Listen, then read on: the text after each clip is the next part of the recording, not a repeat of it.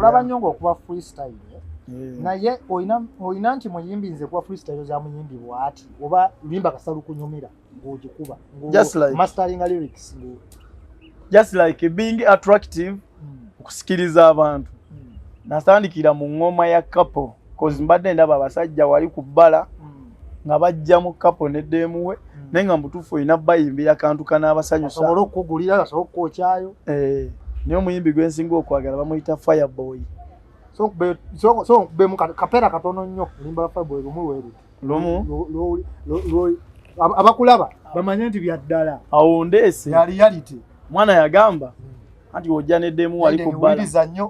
yagamba one man, one city, one night, one street, one journey, one dream.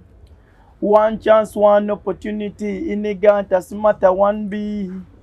Nobody can be like me. So many sacrifices. Simoti peleka misoro. Simoti gadiola Nicolo. But them people say, what's up for me? Kilonche. Mesa fowa. Wetansi. What's up for me? Basanyi. Ochibita hata. Jaden yabuze tuko. Jaden naye muka. Sitera kuba nnyo. Soko munkubiremu erienzi biziya. Egale Madfred Soma, Galde Shedania, Bartender Chesheromia, Benzen Bima Endoma, Backfi Palova, Pande Betway Agoina, Disomia. So Gala Dema Wetadania, Beta Bevashi, Yapet certain like the drama. They girl them raving, hot like the sun, vibes are sweet and basajja balikiro si banakusinga erinnya naye basinga amaanyi n'okunyirira wallahi bwe balekula sente n'ogyetekamu abagagga bekubenjawulo wallahi naye sente ogirina n'omubiri guli flexible n'etatwe ziriko ziba zirabika taata kale sniper kirita n'onaaba olina dola yendira mu pound naira njagivungisa wallahi ba sente z'olabika si kalensi ya wano wallahi uli amazima abasajja boolina okologanayo no yayimba God's plan olabika bodiringa nabo ate nodda naffe n'otubuuza kukireeza musajja wa maanyi oyo mu ggwanga omusajja gonfanidde yakuba engoma naga she said do you love me atere oni pari Timaya bamuyita Drake nawe wabula ne wabanya ku bubiya badiya baffe ejabbakola ko taskala iten ken bavaria beti simino kukola premium ne focus ni zine ene simuina wallahi nenkoko tugenda sate wajikola toyombe fe tukolera mu kwesindikira ayiwogira tusumbibwa Equinox the sun is overhead wallahi atenga batu gayi bana science eclipse za kyusemu wallahi penabula ne ambula penabula ne ambula okimanyi waliwo comment eri maaso bangambe shadows azzewamu omusana kujja direct twinga bali Khartoum wallahi kuli ya mazima nene onabo ina dolo jasiba abana banonze kyamani wabo jasima tulye ku sente ya wallahi ekirita nengo maso kukuba mweza vibes katero nogenda ngosi fika ogenda kudali wabwe rumfulume yagamba ba real badman no Magarino Shan Steph Jean and a full part everybody have know some got a class everybody have know some got a class tubaniriza ku Brown Skin Events YouTube channel iko YouTube channel kuwa mawulira agakabi ebinyume ebisanyusa n'ebisesa kyenyiza okugamba kiri kimu subscribe sharinga commentinga viewinga buli subscribinga ogenda kuba ofuna notification ku simu yo buli ku buli video gye tuba tutaddeyo gye tuba tukuteereddeyo olwaleero amanya n'eddoboozi bampita Ashimu MC eke Kampala's Brown Daddy era olunaku lwaleero tusinzidde wano kwa Kanisimo Skia Lounge oluyi luno ninako Jaden omusajja asinga okuba sound ya Jaden nebuna amawanga munako enkulu awo tumulina leero oluyi luno nayo omuvubuka oba omuyimbi sebo oli muyimbi kozi ni muyimbi bamuyita Bex Sniper okuvirako eruka ya kulonda toro tumulina naye saya kyasinza okuba rap yakuba tufuna ebisingawo okuva gyali Bex wanjima ogamba oti bulambu tambula butya bulambu listed mpola mpola just mukulu Jaden ogamba otya ebulungi social media egamba etya kitokota kakati gasoka ya Bex Sniper soko weyanjulira abantu obabuli yo amanya n'eddoboozi bampita Bex Sniper straight out Lukaya omukubi wa laga ate nga saagala kumanya boy nkuba bukubi majagala kusitula mbeera manyi tuli mu mbeera ya ghetto life okitegeera yagala nsituka omulundi gumu nga dead everything cool massive yoyo omusajja gwayita Bex Sniper Jaden omusajja ono alabikiddwako nnyo mu butambi ku TikTok nga bayimbi abaserebu abasinga bebasinga obukola ki obuteekayo ku TikTok zaabwe naye nyini ng'omuntu alina video bwawanika kakati video gyasembeyo okukola esinze okumunoonyesa olwaleero yadde ya mugagga Doniani eyakaveebweru ono Joseph Bukenya nga musajja bawa amalapo bishishi ngamusudia naye simanyi oluseke lwatuula lwali luseke lwali lupiira sajja kyagaye mu comment section oyo ajja sudia relationship yange ono ye musajja akyasinza okusudia kubanga we asudia omusajja nengawa naye ekisajja kino we kitamuwase musajja wako kwakwadde kusenza omusajja ye nga ye alina kyampulaningira mpola nga obimanyi ebyensi kati katono nnyo abayimbi abo ndaye bangi nyo abakuteekayo naye image otegeera otya nti kati emmotoka ya muyimbi gundi ekale oyangu otya okutegeera nti ono muyimbi just like I had no phone naye nga nyina essimu ya kyali wange gyentola okukebererako abayimbi mbeerawo jasinga mpookinga nga wakinga nga obimanyi ebya life kitegeeza okola ebintu bino n'essimu tolina essimu yo siyina sijja kulimba bannaye nina abakwano bange aba NBA gadgets omusajja ono mumulowoozeeko yomukwatako ka iPhone 13 kaba tekamukola ne Jaden alina amagi asobola okkigattira aliko amasannyalaze olusekera tuva wano sina sente bannaye serebu aliko just namasannyalaze naye sinaki kale tugenda tuwa ku masannyalaze naffe tugeetaaga kakati katono nnyo njagala okubuuzaako bw'obeera ku street ezo awo oluka yakuloditolo otegeera otya nti emmotoka eyo yiyezze ya muyimbi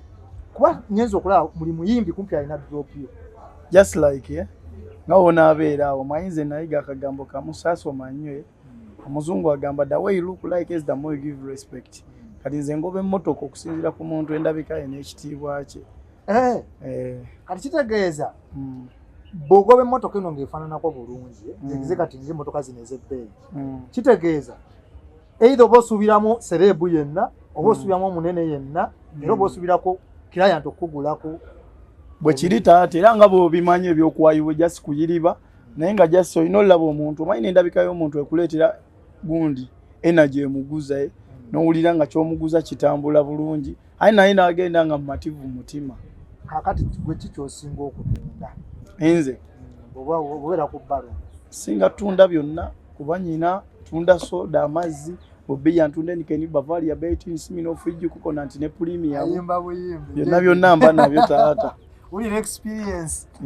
basoma business zaabo basajja bakuguka mu business zaabwe baziruddemu ebbanga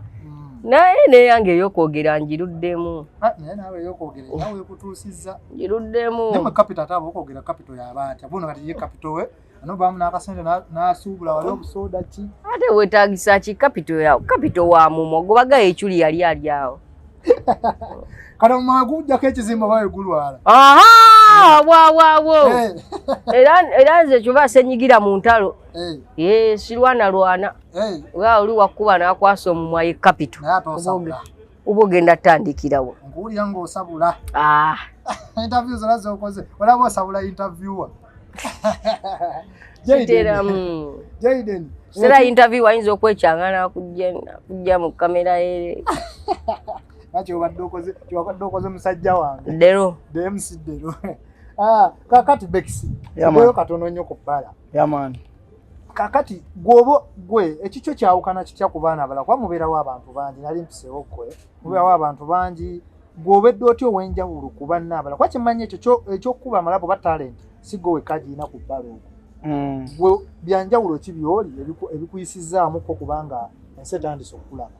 sijja gamba nti ndi wanjawulo naye just like obulamu buno obw'ensi osobola otegeera mu bulamu ky'oyagala bw'omanya gwe ky'oyagala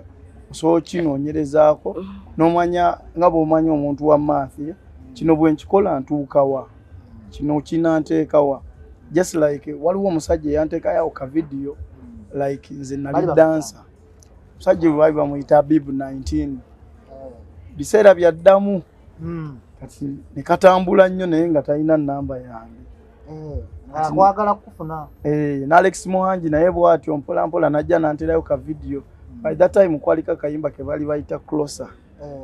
So many reasons why I want for you my love. Now you want to retire with my love na kakayimba ke kaliko by that time tenga njagadde omusajja gwe bali bayita Oxlade. Man kati olwaddako Grenade Official n'ayitawo manye muyimbize sijja kukweka emuyimbize gwensinga okwagala mu ggwanga lye Uganda sigamba linda mu katono nnyo Grenade Official kyemanyi oba tondaba musajjawo Ashiri Keggi andaba Ashiri Keggi musajja wange tuso obubaka buno kimanyi oli musajja wa Grenade nnyera muba mwenna muba muti tuso obubaka buno eri Grenade Official tugende maaso nze Grenade Official ye musajja gwengamba nti akologana with all classes of people peasants ne banobo mu bayimbi from the beginning kubanze gwe nasoko laba ate by that time naina akawala kusomero ke nali nkwana ati nga yakubya oluyimba lwe bayita olimba then like nange awo akayimba ne kanyumira nga nkalabye ku YouTube ya chali wange era yali mulala kayimba nenjagala nkakwate nkayimbe ku somero kati by that time Grenade najja itawo nayimirira nga tetumumanyi fenna naye nga nze nawuliriza kayimba ke then nga musika face kuba ebiseera bye nali neetuumye na sniper lwalinnya lye Grenade katate sniper likwataga ntane Grenade kwanti ye Grenade bomu ebaluka bubalo wetuma sniper then sniper yalabira wala nkulaba kadeni ntuuka ku Grenade Official ne bambuuza ono muyimbi yani butufu nga kayimba nakawulidde kati nentebereza erinnya lyange kumanyi nalabye nga ffenna tuba byakulwanyisa nengamba Grenade Official yasanyuka nampa ne checked by that time nampayo n'ekyebiri yali ne manager Ronnie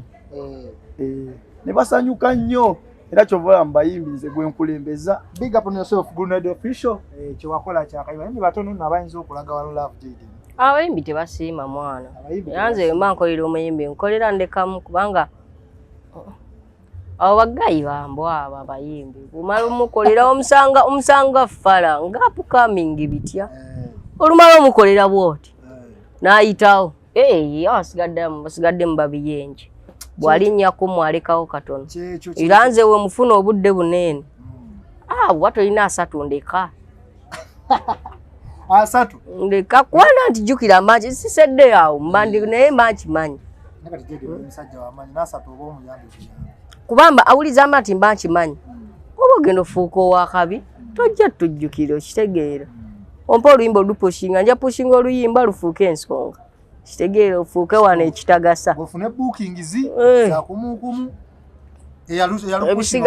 ebisigadde nze tebijja kunkwatako kitegeera kituufu nnyo abayimbi mwana mulabire ku Grenade Official kyeyakola Bex yamula akatono koolina yasiima si Grenade yekataata abayimbi bempa respect bangi sijja kulimba ganga bebasalako awo nyinyi waliwo omuyimbi gwe bayita Ava Peace Baby na tune etambula ne Dax oyo omukyala baaba naye yabinkolera waliwo omuyimbi gwe bayita Carol Nantongo naye nabinkolera kati waliwo ate omuyimbi ate omulala baaba ye naye muto amuyita Tom D oyo naye maximum respect abako videos ng'olina Tom D awo kumina nnyo nkolagana Tom D by the way Grenade ndya n'ekyeggulo wali wajaluna mbiru najja era nambungako musajja wange simuyinako buzibu naye buli wajja eruka yayimirira netunyumyamu nanyumya n'abaana bonna Tom D oli wakabi nnyo blood anti katolaba abayimbi ngaabo bava mu ghetto Tom D yava mu byennyanja oli ebuse abategeera eki tebeeraga munya abasinga bakaro akaro muntu mulungi Karo nawe oyinayo abayimbi bugandi kati sikolagana nnyo nabo sitera mpozi nkubidde essimu naye kati abayimbi benakasanga benakolaganako nabo Victor Kamenyi nabadde naye nabadde naye ne Joe kola some business talina buzibu Victor Kamenyi kati mumbere no nga umazo okuta sound ya Jaden ngeyise bayimbi kyaba abakakolagana kona nga bakubidde kasuna ga Jaden we bali waneno nawo Karosky Karosky Diva kolagana naye ndowooza omulala bamuyita Devike ye ayimba gospel mwana ali eyo US abasigadde sibaleeta nnyo kubanga abasigadde sibayita nnyo ne Tony Ways yali Tony Ways omanya yo guy abasigadde ngenda nsalako kyakola nnyo naki kyakola nnyo nabayimbi kubanga sente zaabwe ntonomu z'abayimbi ntono nti music industry eyo giraba olina pika nnyo music industry ya wano olina teka musente ki olina gy'onywedde ng'obireka okusinziira ku nsawo ye ng'awogireko kuba nange Jaden alina okunkolera y'akantu ku firinga musajja we for emergency okitegedde oluseke lukutte sebo tegedde so kati kyo so kati oba olina okukola ki oteekamu era kyova olaba abagayi abeera n'emirimu ng'egi ng'akola n'akola wali n'agattagatta kati ezo zafunye n'aziteeka mu ki mu music kubanga music oyo omulaba singa bukya ku makya nga akuttemu oba tokyagambwako kitegeera oba tofuse waki oba tokyali wa 10 kitegeera ate kikyali ku mirimu emirala okitegeera nti ogwo omulimu omulala kimu gwokola so n'okukola ne kukola ki n'olyanga ebyaddala gukoze kigukudibyeko kubanga endongo kyekintu ekitaddiba okitegeera saawa yonna okuba y'akantu aka n'enkadde ne bazireeta ne bagaba banaye yakuba ne kano banaye yakuba ne ki yakubayo ne kano kitegeera anyway byebyo Jaden kakati tudeko katone wa Bex kati kubaleko mu kusingana baserebu ab'amaanyi baserebu ab'enjawulo serebu ki oba olinawo embeera yonna gye wali ofunyemu ne serebu ngazze neno n'atakufiiringa oba n'atakulaga energy gw'omuleetedde yes namulaba tonamulaba kati kubbala okwo birungi ki byofunyewo ku bbala okwo kuba kati omuntu ali eyo oba omuntu akulaba oba Ghetto Youth yenna ali eyo akyenyooma okujja ku bbala yiribemu nga bw'oyiribamu osobola omutangaazamu n'omulaga ebirungi ebiri ku bbala ebirungi byensobola okugamba ebiri ku bbala nze byenfunyemu nfunye promotion mu each and every situation kubanga nze nkola so kyengezaako kugamba Ghetto Youth kola ng'okimanyi omulimu newoolaba nti sigwa amaanyi ojja kufuna anytime from now gwekola just kale asola toyina kwenyooma olina beerawo nga toswala okola buli mulimu ogujja kale nze kyensobola obagamba temugamba nti life erina digeto ebeera teri fine and settle naye anytime ebeera eshininga fe yaffe terina shininga ne Jaden naye nga ejja shininga anytime kubanga naffe we never lose hope kuba naffe tulina essuubi nga ffe abantu mu mitima gyaffe oluzinga hope manya jajja kaba kakulya kubanga kyovola nze mwana asalawo obba kuba bigamba ate nga message ntuufu mu bulamu teri muntu agenda safaringa as long as ngo asolinga we are going to keep up kakati abatulaba ono omukuba bamuyita Bex Sniper yabeerako ku road toll awo eruka era obanga oyiseeyo parking obuze saawa 4 abeera 24/7 sikyo okujjako kati lwali wa okujjako kati nza mulina yazzeeko eno ababuuzeeko kakati Bex katono nnyo mbale njagala okubuuza obulamu bwo kati gwe nga Bex ne ku kitundu ekyo gy'oli buli butya butambula butya like abaana abantu bakula nga serebu kuba balina amasimu nkimanyi batera okukulaba okigatto otya okubanga ku bbala oba olina okulabisaamu n'eri oba olina okukikwasaganya ate ne ku kitundu olina okukiipinga that celebrity life kuba kati kyemanyi ku kitundu olinga serebu sijja kulimba nze abaana omukwano gwe bandaga ku Christmas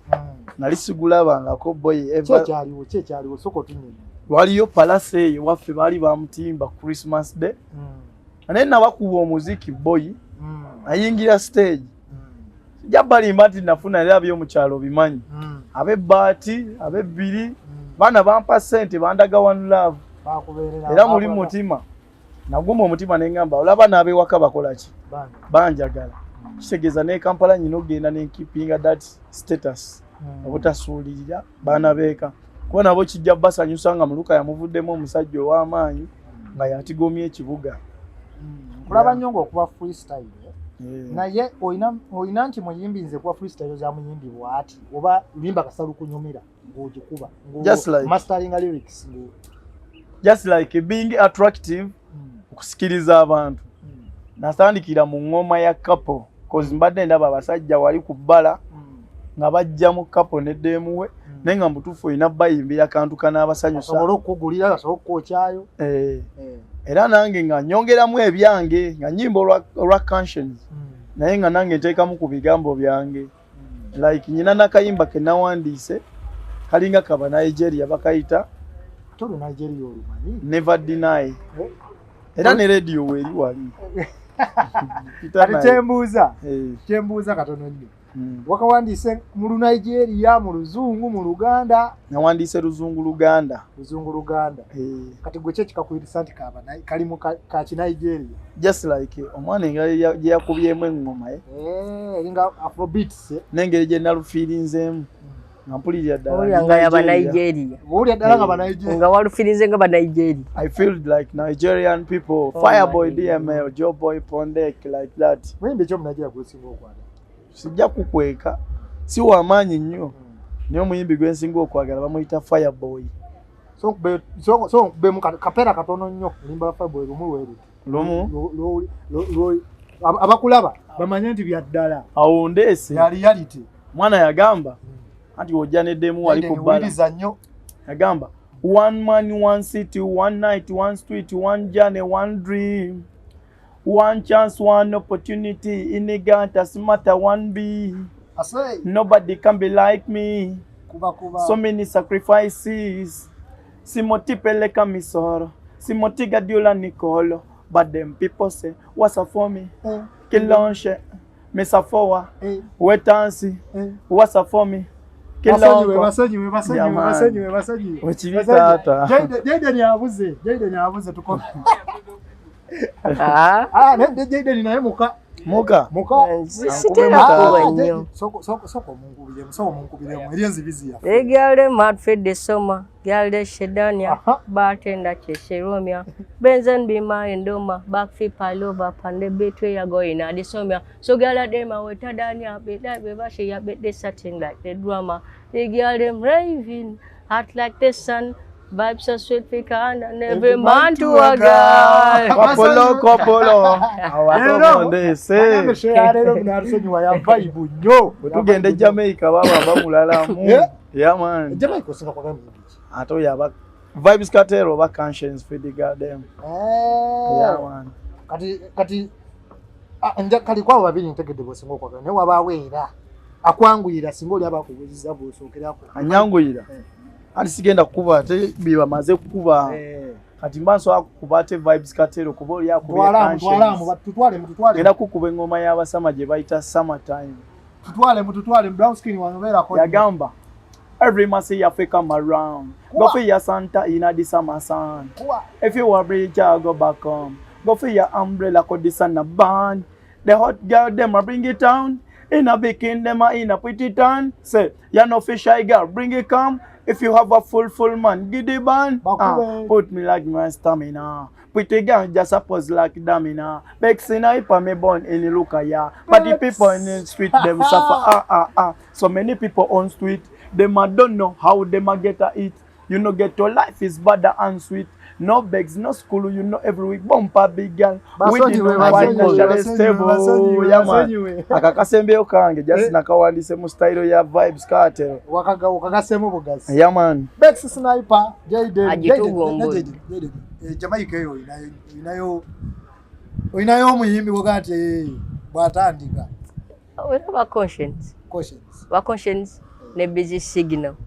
Hello, baby, can you come over? When all your name is taking over. Me need you to nurture me over. Come on, me upanda dikova, make we rock till the lamp shit turn over. Rub your chest, rest your head on my shoulder. I make we listen and Anita Baker. Make love till we wake up the neighbor. How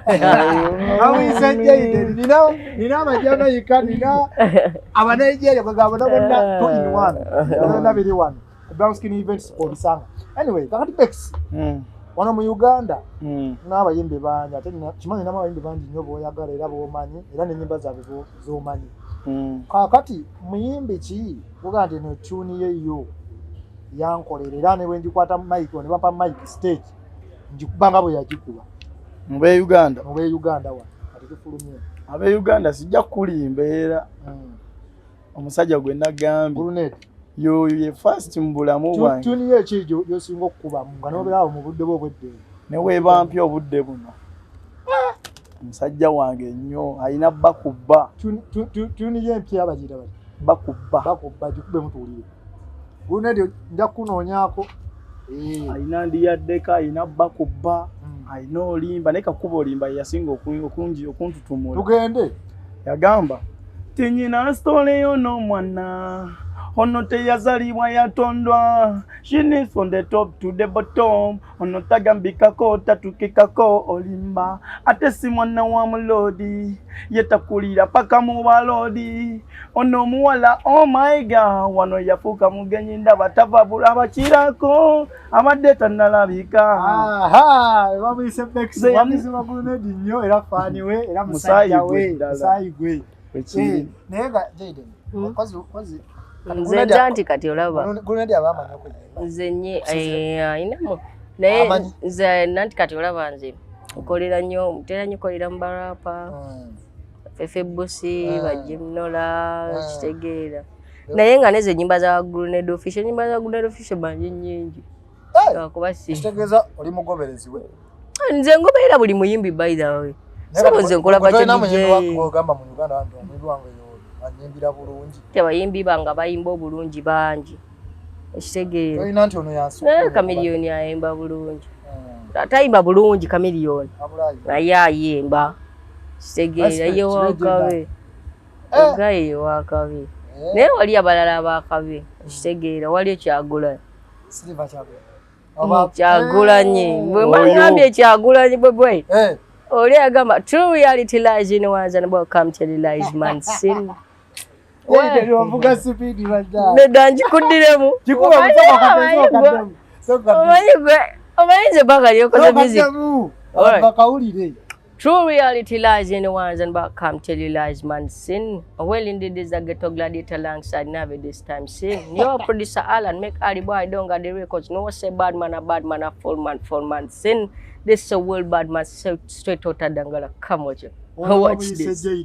Muka? Muba? Ozola yakoma ku Jaden kyokka. Akola sound ya Jaden yokka naye baba mukamba. Yenga Bex wangi. Gwenga gwe oyina nyimba nga mmeka guzugandika zange ze newandiikira oba ze nali nfulumizaayo so tutangaze muka. Kubanga bali bagala okumanya bagala okunoonya ko nyimba zo nyimba sijja kulimba nyimba zo nyina nyingi naye nga ziri out ziri bbiri luliwa alole bayita mateeka ola sinaluta ku YouTube baluyita tujoge naye nga nyimba ziri mu kitabo brother ku YouTube yo ogaye waliyo luliyo YouTube waliyo lumu naye nga obimanyi bamanya bokoza ku YouTube bagene balunoonyeko amanya bampita BEX Bex Sniper Bex tolu yaula ateke BEX then Sniper ya SNIPER ya kati yenze gwe mulaba wano straight out luka ya atenga representing Road Toll Market Vendor Association naye nga ngenda bakuba endongo e Kampala embalala Fort Portal abroad ne Nigeria akati Bex nkulabyeko nnyo nga waliwo show zo mu town yeyo zotera okujja n'oyimbamu n'obakuba n'oddayo ku bibyo ani connecting era booking zezo zifuna oto bojja kubamu bukubi wanulaba just like love joyagaza ekintu kye nagambye never lose focus ku kyoyagala osobola okukola kyonna ekyetaagisa ne oba tokola kitoyina ate nenjagala okuzina nenfuuka dansa nga buli kye ngenda mu njagala bba champion kitegeera natuuka nga bya dance tewali akola ki ansobola mu katundu kange ne tugenda e Masaka yonna ngamba kuba si big boy si buleke si dansolo yonna nze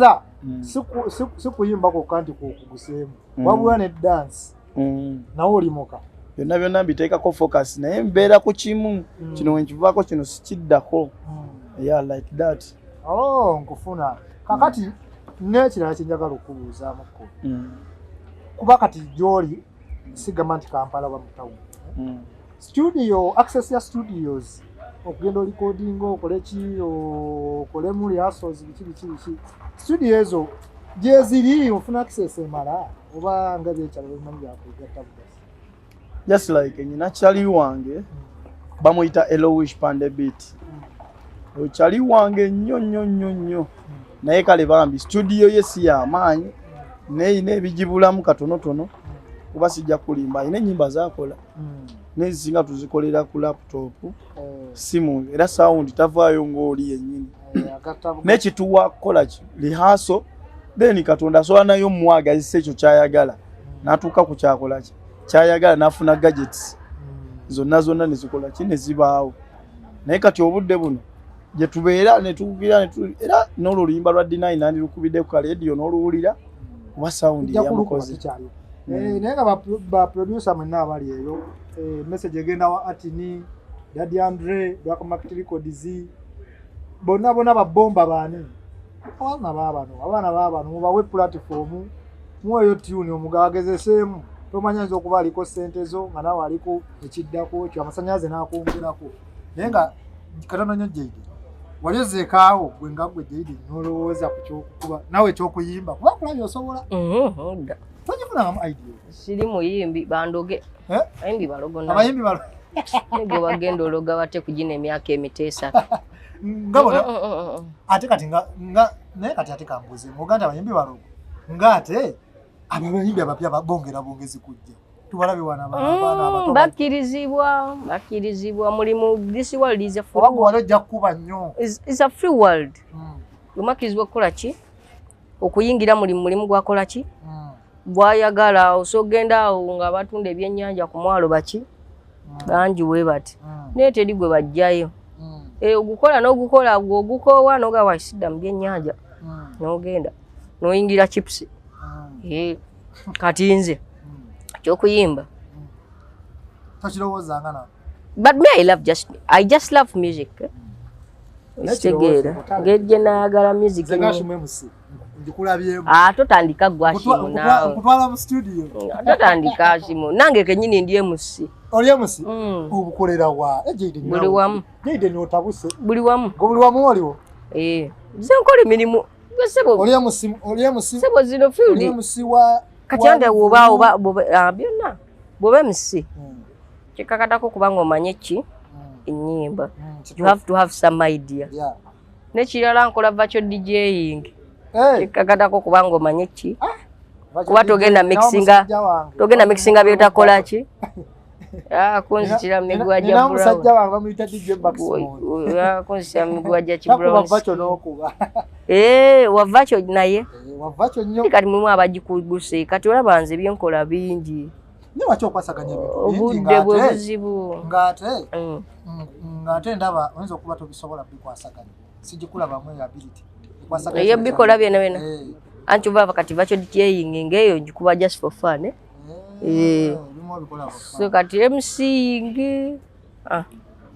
iyo njikola kubanga gwe mulimu gwange ssebo mulimo gwo Jade oli musajja w'amaanyi oli multi talented ega buli kimu afil tuzijjamu tuzeetegekedde ojijjamu weesibyezi nya tokkirizibwa kumanya mulimu gumu kyovola omuntu asiba enviiri mu saloon tamanya penso yekka menga shuwa neerala enviiri za mirundi ng'ejo azikola ki azimanyi akati Bex yaman atuvuddeko wa Jade yes Bex wali ofunyeeko serebu yenna nga bwotera obbatayiza okubbala n'abaako kyakusuubiza oba n'akubako wakuyita naga nti jangu meeting bati newe bati kitegeera n'akuyita omusemberereko bulungi mu free time akuweemu kale kaddina olwo kifunyeeko experience wali gituuse oyo omuyimbi abadde Palasa era guno omwaka nga 2024 yali Palaso kubawo yava ku stage tulina engeri gye twamumiitingamu awo ne tumutuukako direct kuba alina kyali wange yali yasuubiza collab then ate nga nange bawadde bangambako twali ekivulu eyo Palaso wanga yali ayimba yali yokuba ne Zala Toto n'asuubiza omulenzi oyo collab yasuubiza kyali wange collab teyagimuwa naye nga obimanyi biba bya process tuwe twatuuka wali ku gazi era eruka yange ovudde ku ttolo then wane waddake wali shell empya kadeni like n'agamba abalenzi bonna mugende njagala ono nani era tugenda n'atubuuza mwenna mwagala kulya kimu ababiri oli n'amugamba yagala kulya ttooke muceere n'enkoko era ne babikola ki ne babimuleetera ate nze by that time sijja kulimba saalya erinnyo lyali likola ki eryanjja mu game era enjala yali ennuma naye nga Palaso yagiina one love mutima gwe bambi okwesembereza abantu baba talina buzibu akologana n'abaana ba ghetto bonna yadde abageto abamu yabayisizaamu abaana ba ghetto abakola ensobi bo basaana kulabisaamu baterere mu line obawaddeyo ne kati Jaden lwaki ono bwayogedde olwo mwana yasaba emmere lwaki osese aliyanga nti kyeyasaba kibadde kisesa ne bwe yali baddensi Wandisabye akamere tooke muceere nkoko olumala okukalya lumala okukasala tukole kolabo gye yaŋŋambye kakati Bex wali ofunyeyo omuyembi n'omusaba kolabo muyimbi abayimbi abansuubiza kolabo be bangi naye tebazireeta kirabika oba omanyize nyina obulamu bwange bwe batyo kirabika oba ebiseera biba nedda bwe batyo mulekerawo abo abayimbize olukusanga ng'akusudiya ngenda okuwakola ngenda okukola bwe nti biki mulekerawo sudiyanga wa ghetto youth nga temugenda bawaki bwe babala obudde obutuuka batandika okwebuzaabuza ate baba bakola ki nawe babaayo mu apartment bwabwe nga beebase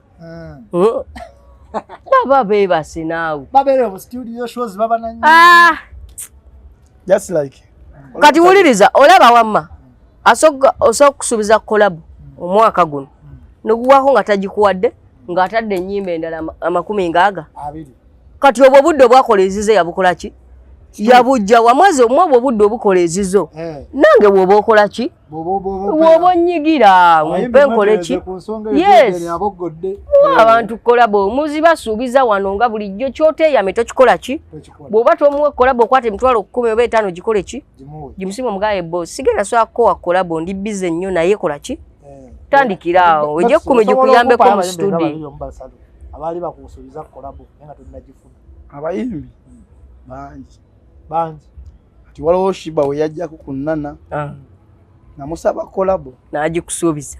era mu mutima ne mmanya nti obulamu bukoze eki buteredde Spice Diana naye yansuubiza kolabo era ku Nana kolabo z'abayimbi b'amaanyi muveeyo muwe omuntu muwe Bex kolabo n'omulala Carol Nantongo linda okatono abayimbi ngule wasuubiza Bex kolabo nga tiyakikaka wakimugamba bya mirembe ate babibakaka mwesitule munoonye omwana mumuwe kolabo kuba kali ekyo balonya kiyinza obutasoboka Lydia Jasmine yansuubiza kwa Pep Boys abayimbi b'amaanyi alina nkakuumidde ebbanga abayimbi b'amaanyi kati uno alina n'obujulizi anyway omwana kolabo abayimbi twetereze tosuubiza mwana kuba buli bw'omusuubiza kolabo n'otagimu oba omumalamu obumazima okitegeera tasobola kuba mumwo temutuukikako otambula n'omunoonya abako bamaneja nga 30 babuloka 20 n'abavuka bamutulako abatalina kye bakola abasirusiru 40 ono bwakutanga bakuwa omulala babeereko abawuzi b'obunyama oba bagita gaali naye abamu tebalina gaali abamu balina badongo bwe ono bwamuta nga bakuwa omulala bwe bakuta nga bakuwa omulala ne bakuzuuza n'omala emyezi 2 miramba onoonya omuntu omuli Lydia Jasmine naye ng'osobola n'omutukola ki n'omutuukako naye abamukola ki abayimbi abasuubiza omwana kati so abamusuubiza oba bamanager b'abayimbi abo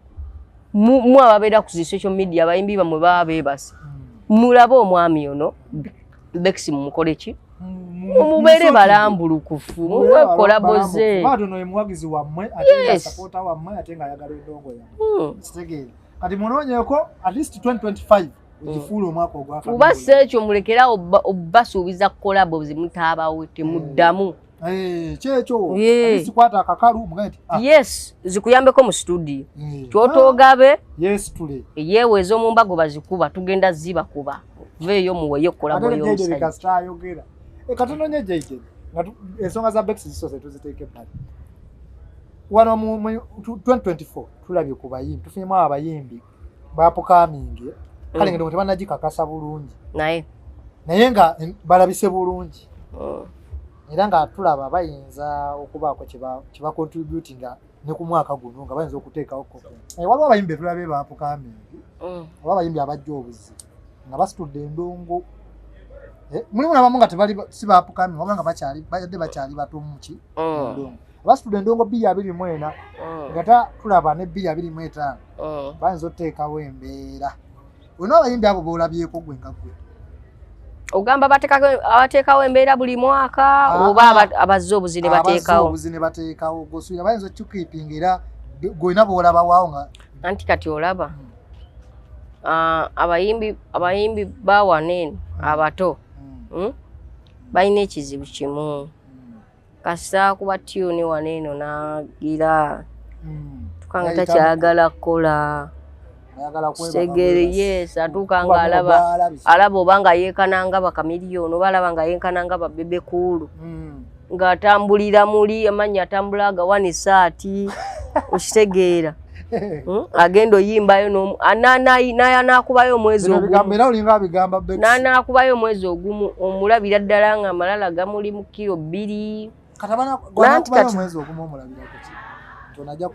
tetusobola bageginga kubanga kisinzira nti ku music waabwe okitegeera bwe tujja otandikira tujja sinzira oba ennyimba baziwandika oba tebazikola ki tebaziwandiika we tujja okukola ki yes kati gwe mpaayo kati omwaka guno tulabyeyo kuba Nandolaavu ndabyeko Nandolaavu yeewandiikira Nandolaavu ennyimba zinge gye bazimasteringa bazikola buki bulungi yes Nando naye nina akantu ke nalabyemu katono nnyo ku bebe ku list yataddeka Nando nakayimba ke kinawolo Nozambe Nozambe kati naye ku bebe ku list yoko bebe ku yadde amaliriza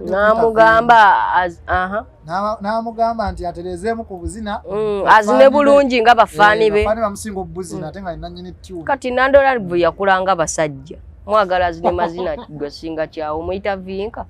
bavinka already bali badansa bava peace Nandolaavu yakulanga musajja mazina kigagenda okyusaamu awakaluba era we yagambye omusajja totutegeerera nemanya just yekwese mazina kuba era tagasobola position gye bamutaddemu omulimu bamuwadde munene nnyo ate yandi muzeemu tutwadde tuteesa nga ffe abali eno abanyumirwa Kinawolo teyandi muzeemu yandi mukoze eki yandi mulesi okitegeera kubanga remarks ze yagabye teyazigabye muki mu bubi bw'ota ekintu buli omu kale waddembe okuwa amaki kuba oyimbira abantu buli omu waddembe okuwa amagezi okitegeera naye jjukira amagezi kiba eri gwe gakola ki bw'onootwala galeke bw'ototwale gakole ki gasuule naye Cynthia buli akuwadde amagezi atojja okukola ki ojja mwogerako okitegeera kubanga n'abatuwa amagezi baki bangi kati zemba ndi awo nga bankubira essimu abeewaffe naye emijoozi gisusse tisha gula ku saati n'ogaaba naye omanyi bbeeyi y'essaati kugoba mijoozi nammwe mututama Oshegeera n'omuleka bulesi oshegeera noga izekalo yakole ki akayanireeyo so kati si buli magezi kugamba open nti jamu omujozi gwa tiimu eno kati tiimu zonna nzambala so egundi nze amagezi gonna sinti ogenda gakola ki twala kagamaga galeke naye ate si buli akwadde amagezi tugenda mukola ki so teyandi muzimu yandi mukoze eki yandi mulese nasigala yandi mulese natamogerako ate nasigala nga akakanyala ku stage nasigala abanga nabbubi egenda offa ava peace awo yazambe sooka omuleke ozambe tali prepared. What do you mean? Ozambe tali prepared bwe kibaita consistency okitegeera katulaba ozambe engeri gyali akyali upcoming bwe yakuba ozambe yes yakutuni yakwata naye ate byali bisima okitegeera TikTok yeah waliwo bw'aba n'aba omuyimbi owaddala ave mu bwa freestyle waliwo kibaita consistency nti ava piece okuva we yatukwata tatutanga abaweereza buli kale nandolava okuva we yatukwata tatukola ki tatulekanga okitegeera vibes dax okuva we yatukwata okuva kukalika believe tannatuta atazikiza muliro tannatuta okitegeera ena uliddeko abantu amu nga bakomplaininga kuba peace ne dax nti endongo yo bagifulumya nnungi era enyuma owulira n'ekituuka ku stage performance mubi nnyo boonoonyi tuni zaabwe ekyo kyogerako ki anti kati kyova olaba abayimbi omukazi n'omusajja singa bafulumya tune there is that bond you must create okitegeera nemulowozesa ne audience nti muli nti oba kenkuwa example lwakuba nti kati ye buninwagi yakituyiira naye buninwagi we yakubayitayo ndabeko ne gundi ne chosen bayina gundi eyo gye bateekawo tulowozesa nti ki Grenade official yakuba Lydia Jazz ntandise okufuna feeling waliwo eyo bondi gye yakola ki yana we yakola tune ne Fifa Make ya bingi okisegeera nakola bingi waliwo eyo bondi gye bakola ki gye bateekawo bwe muntu ava peace bwe yayima ne Vairota ngeno kumukwana kede waliwo bondi gye bakola ki nti oba tuko performing oluyimba okisegeera baba tebeetya okisegeera kubo baba bemanyi they spend time together they do okisegeera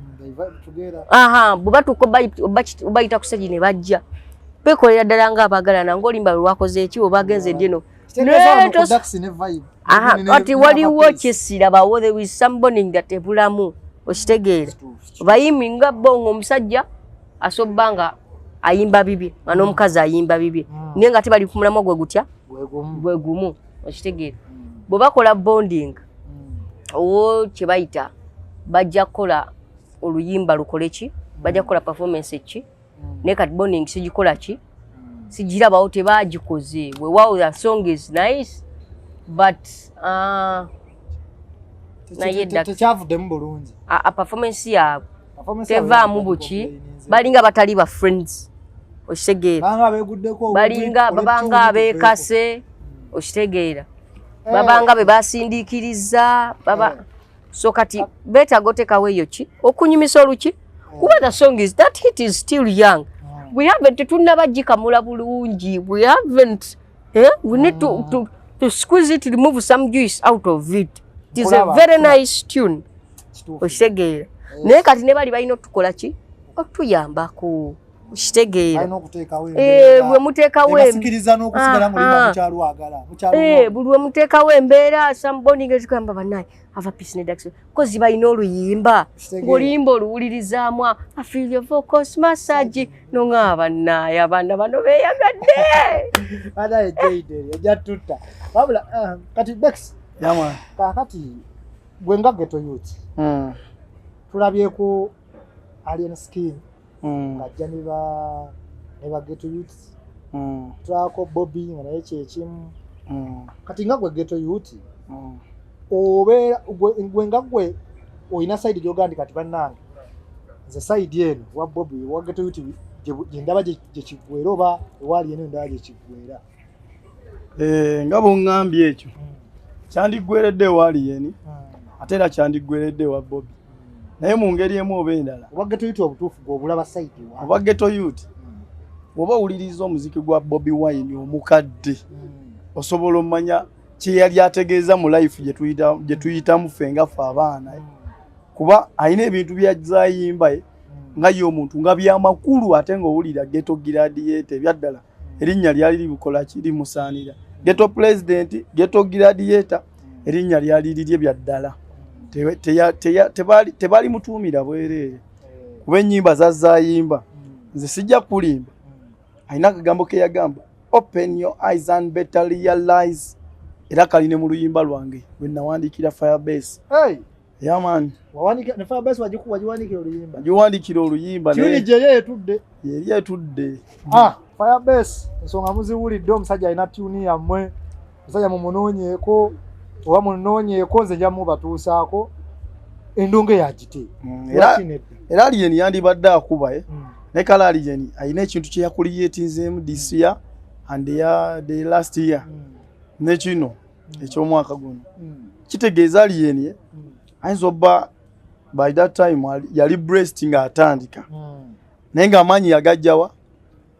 ku source ya ghetto gladiator singa si ghetto gladiator na Uncle P mukuba luyi aliyeni yandibadde w'amaanyi yandibadde bagamba mutonzi waffe yasalawo era yasalawo abe w'amaanyi naye mu ngeri eno talina ate walampa abasajja bali abasajja b'amaanyi kati kamba nnyonnyole oyo gayi omulaba alien nga tebanaba namukuba luyi yali waki yali wakabi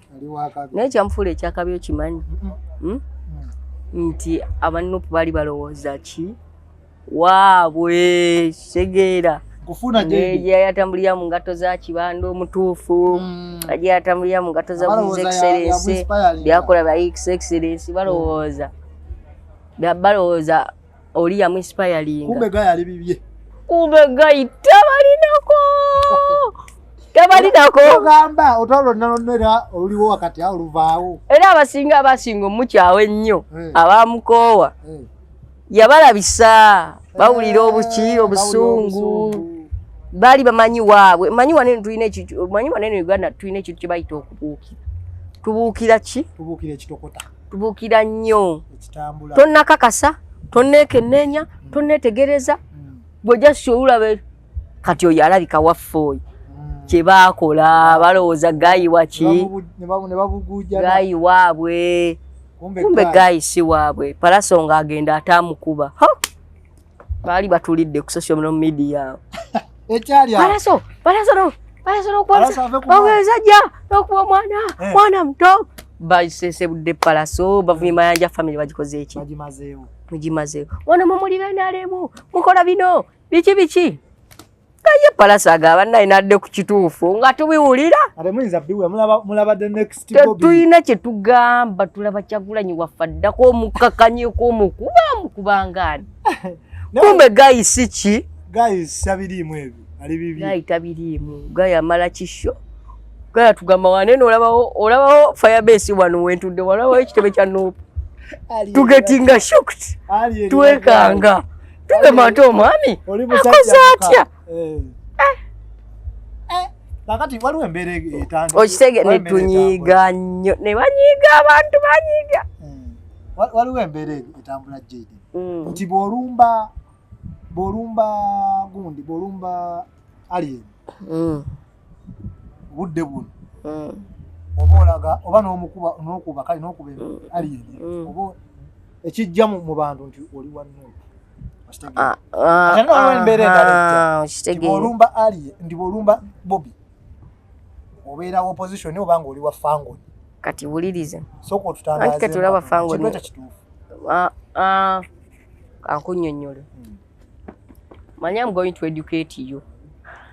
olaba omwami oyo yakola ebiwayi bimeka bibiri kitegeere ayina ekyabenaaleemu abalowooza nti waabwe oba abagamba waabwe ayina n'abafangoni beyakola ki beyakola baba tagala nupo baba tagala NRM naye nga bo baki bafangole bo bakiririza mu kibanda akola ba disciple kitegeera be bantu ebibajjo bimeka bibiri but right now olumbira alien n'omuvuma bagamba kati goli wa nupo okitegeera ningo no NRM asobola no wa DP no wa FDC asobola kola ki kufuna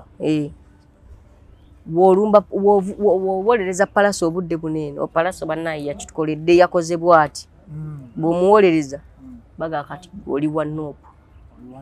owagira ki yes oli wa nopo kitege era batawagira palaso bonna obudde buno benaalemu bwekiri it is a perspective nti obatoli yes. palaso this ruckus is not about it is politicized, it is political. Babaji politicizing abasobanga babadde balwana mu byayo byabaganga sitanga Bobi Wine ne Kameno ne Bebe Cool ne Good Life ebekubanga nga sibya politics just bekuba kuki bekubi ibyo byabo mpalana zaabo zinzo bakati ne kati zine mpalana zaabo si mpalana zaabo ziri awo kati ziri mu kitwita politics kitegeera ya olutalo terwetengeredde lulimu ebyobufuzi luli eri olutalo lwa Bobi Wine ne Bebe Cool olutalo lwali lwetengeredde naye kati tukirowooze nti n'abakulu bano bennyini palaso ne alien nabo bennyini babirimu ebyobufuzi oba abagoberera bebakisinga ekiteekawo kati bo bayinza obbasiwe baliko nga bo bali muki mu ntalo zaabwe zaddala okitegeera naye ng'ate bali bo abagizi okitegeera bwe kitate ffe we tukiraba tugamba kati ffe just ffe tuli basayide so kati olutalo lwa Bebe Cool Bobi Wine bwe balwanira 26 27 okitegeera ezo zentalo za mu 2000s zalinga z'abantu die hard nga oli awalwanira Bebe nenga za ku Bobi Wine awo wenkola ki ayagala muntu taliko mate mpagira Bebe Cool yes mpagira yo resistance gwenjagala big size muntu okitegeera naye kati byatabuka wowagirira omuntu wooti wovira no ganzi Bebe Cool ekyo kiraba kyenyimbira bulungi abanupu bajja tumuboole omwana oyo buli omu abakulaba mu style tumuboole omwana oyo bwenaalemu bebawagira abatulugunya okitegedde wovayo noganze ku Bobi Wine oyo kibanda true badman awe siva okitegee kalabe kanuupu bagenda bawaki bagenda bakolera ki kitegedde kirabyeko ne ku mativi agamu nti kati bwogamba nti TV bweti bagiwadda nti yagundi yakibiina bwekiti gamba ne TV bazigaba ebyo nabyogeddeko TV nazo bazikola ki bazigaba kitegee nakati Bex gwenga geto yuti oli mwagizi waliyo nze sijja kugamba nti kikinze mwana alien yakuba muziki gukola ki gonyuma akuinspiring ampa inspiration naye just like waliwo embeera era gyolaba naawe ng'olina okusalawo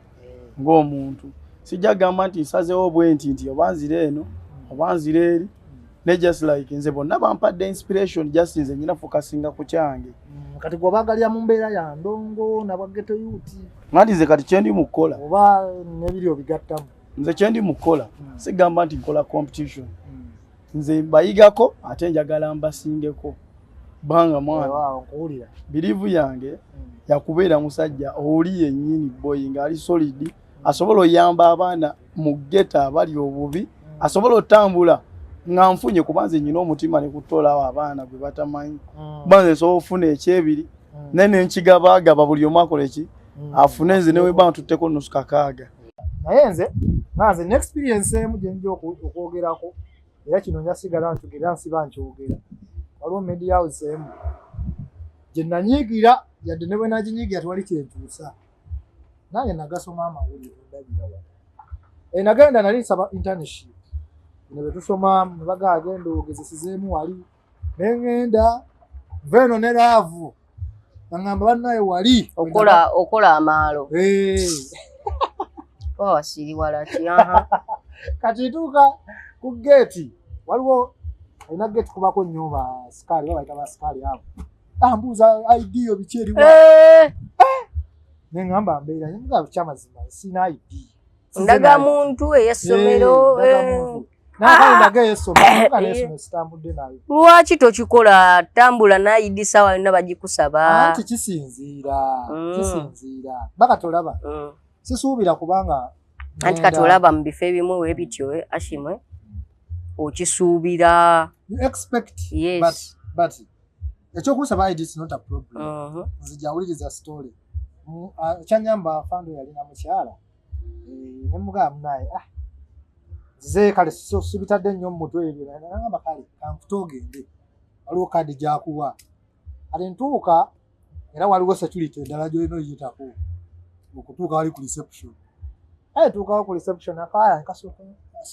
nekasooka kantunuulira kati akagamba mbadde nze internship ento ovuddewa nvudde ku ssomero eti ne bweriti tulimanyi naye kati eno olina gwomanyiiyo nga ndebajjaayo mbemanyi mbamanyi nga kubamanya naye simanyi nti mikwano gyange agamba ojja kudda oluvannyuma ennyo olina bize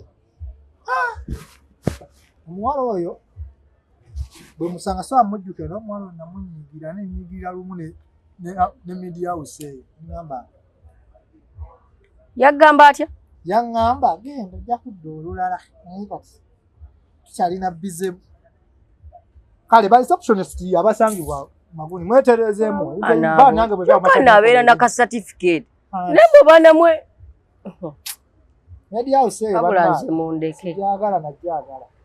nebeba ku TV sigitega najinyigira lwekyo era ne ndiba nkozeemu erinnya bino manye tunanya okuyita abayiseeyiseemu siri bakolera nendibanga kimanyi si yegga head yabwe ejjokuba agamba musoke mundeke anyways kakati by the way Jaden mwensonga endala gyenjagala okuntangaazeemu waliwo abakola ku mativi abamu nga bagenda ne beeteekamu kiri ekyokubaako sayidi y'ebyo ne beeteekamu kale ka politics era twalabyeko munnaffaani makona juzi wano mugundi mu kufirwa kw'omugenzi Honorable Muhammad Segirinya mukama mumuze kisa nga abaana bafuutu soldiers bataddewo ekintu ekyo okiwabira okyogerako ki nanti kati olaba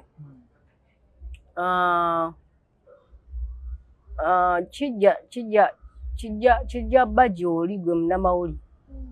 kera kumakya n'odikirayo nga nti zennakke zenna side kalize wano wendi sina side oba abantu abasinga basekerera nnyo Douglas Lwanga Douglas Lwanga okimanyi talina side sure oba Douglas ya munda Douglas Lwanga atula ku show ne bamubuuza kati Kamiliyoni oyo ne abo aba n'abagamba Kamiliyoni ne aba batuufu okitegedde oba so Palaso oyo ne alien skin nga bo balabaawo batuufu omanyi lwaki kyo kimutaasizza ebintu biki bingi bw'amala okyogera olutalo aba aluvuddemu indayire wati dayirekitire aba alwejjeemu ate sayidi zonna obo abajja bba nabo okitegeere so kati kibakakatako obutaba na sayidi nanti ebisinga kale babituteekako batupaintinga ebifaananyi okitegeere n'oyogera nnaku zino olina okwegendereza ennyo byokola ki naggayo okeera ku makya n'ogamba aliyeni oyo si yayimba obulungi ennyo n'okyogera bwoti oba olagidde sayidi gy'ova oba omaze oba oli mutuufu oba toli mutuufu oba osimbudde baba okitegeera bwe bakulabira we bati bagamba tetuyimba na bulungi bano kati banonye eki batugamba tetuli bakabi kati banonye eki so you know okwegendereza kitegeera kati sanyuka abagundi bagikola ki bali abano okubakimanyi TV yaki TV bakuba bukubi TV nedda tebakuba ne TV yaki wano kitegeera so kyo kyagobezaayo Makona bazunzo Makona banene message egende Makona abachiba presenters abali mu category ya Makona abali mu Makona nesegiri nyagobe mufumbiro kulumbe naye ngenda nyigambeko bengoba naye olumbe lwange lugenda balwa kadi atona zifulumya dingo nabo njafuna obudde zibeerewo baliko ndabiranga ngenda faawa mzeyi kufulumya kadi yawo wenne gundi sibagalako fulumya kadi gwotalabye ku kadi tajja amanya Bex Sniper representing Lukaya Market Vendor Association Lukaya ku Nkoko abaana mwenna mbatumidde ne muzeeyi waswa mungambire mwagala nnyo ye bali tuterawo katale tuyirizeeko obulamu naye nga tetunaba kuvaako Bex olina abantu boyagala okuyisawo boyagala tutumirako abantu benjagala otutumirako bangi tulumira nga mubabiri basatu tugende abantu bentumirako ntumira ku Mata supermarket omukulu gwe bayita Maikoni tumira ku bafani bange Umaru Abuduseka awali ye promoter wange naku zino awali big up Yusuf nentumira n'abasajja benjiriba nabo ku bbala bwe tuyiriba ne tugamba nti kiriba big up Yusuf mwenna mbagala nnyo ankola ule abantu berukane ne mukyala wange Asha Vibes all right twale ne Bex Jaden mwebale nnyo kutulaba Brown Skin Events ashime msige manya gange mwekuumireko tujja kuba tubongera information wakabi amawulire agakabi neera